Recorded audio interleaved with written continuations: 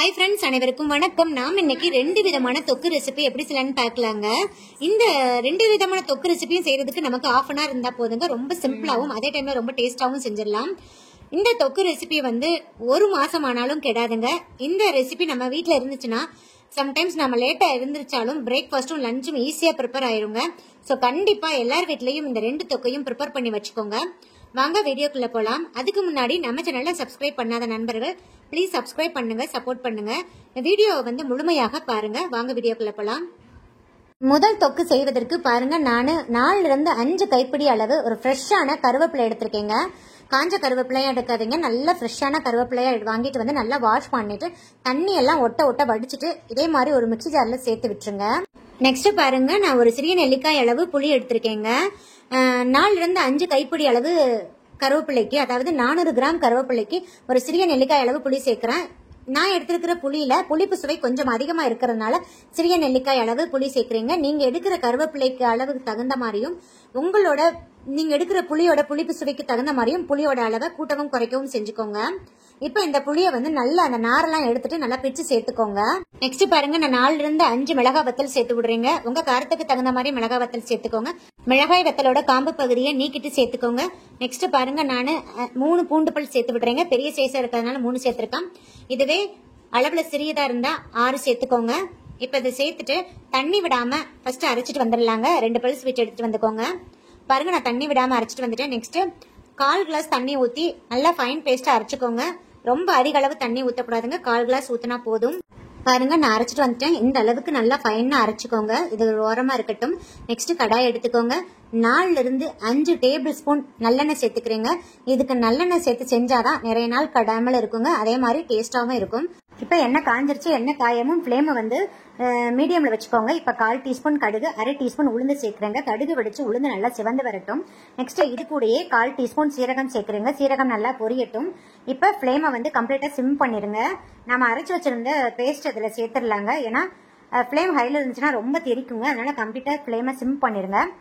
Next இது கூடயே இந்த தொக்குக்கு தேவையான அளவு சால்ட் சேர்க்கிறீங்க. சேர்த்துட்டு நல்லா மிக்ஸ் பண்ணி கொடுத்துருங்க. இப்ப ஃப்ளேம் வந்து கம்ப்ளீட்டா சிம்ல தாங்க இருக்கணும். சிம் பண்ணிட்டு மூடி போட்டு க்ளோஸ் பண்ணிட்டு ஒரு 10 நிமிஷத்துக்கு அப்படியே விட்டுருங்க. ஏன்னா அந்த கருவேப்பிலை எல்லாம் இப்ப நம்ம ஊத்தின எண்ணெய் எல்லாம் நல்லா இழுத்துருச்சுங்க. இப்ப ஒரு 10 நிமிஷத்துல அந்த எண்ணெய் எல்லாம் பிரிஞ்சு வந்து நல்ல தொக்கு பதத்துக்கு வரணுங்க. அந்த அளவுக்கு எண்ணெய் பிரிஞ்சு வந்தாதான் நமக்கு 1 மாசம் ஆனாலும் கெடாமல் நல்லா ஃப்ரெஷ்ஷாவே இருக்குங்க. இப்ப மூடி போட்டு க்ளோஸ் பண்ணிருங்க. இடையில கிளறி கொடுத்துட்டே இருங்க, இல்லாட்டி கண்டிப்பா அடிப்பிடிச்சிருங்க.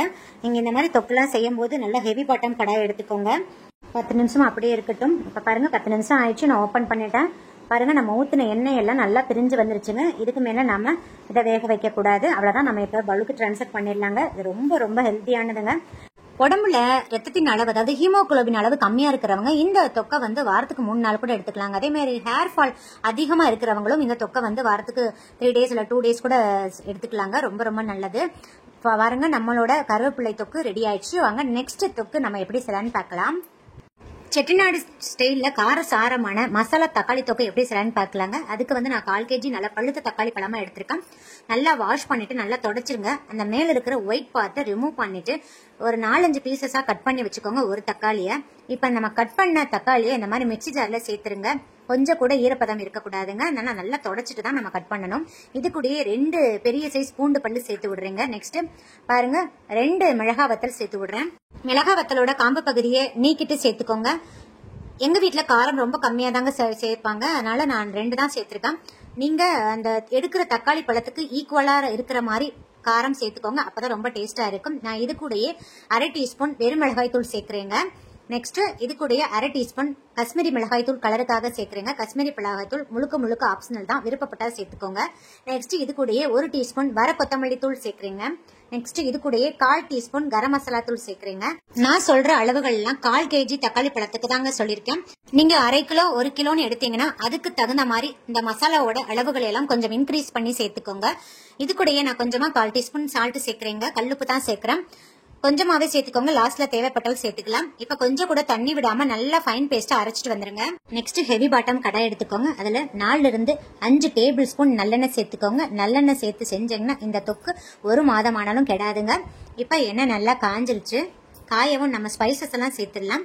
பாருங்க 2 துண்டு பட்டை, 2 கிராம்பு, 1 அனாசிப்பூ எடுத்துக்கோங்க. நான் பிச்சு சேர்த்துருக்கேன்.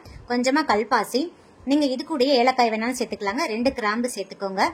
நெக்ஸ்ட் இந்த ஸ்பைசஸ் எல்லாம் நல்லா அந்த பொரியட்டுங்க. அப்பதான் அந்த ஸ்பைசஸோட ஸ்மெல் வந்து எண்ணெயில நல்லா இறங்கும்.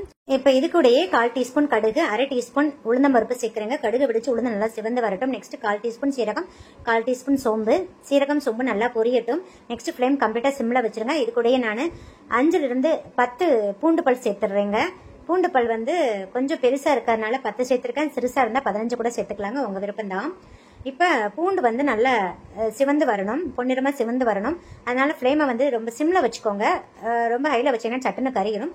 பாருங்க பூண்டு இந்த அளவுக்கு நல்லா சிவந்து வந்துருச்சு. ஃப்ளேம் சிம்லயே இருக்கட்டும். இப்ப நாம அரைச்சு வச்சிருந்த தக்காளி பேஸ்ட்டை சேர்த்துடலாங்க.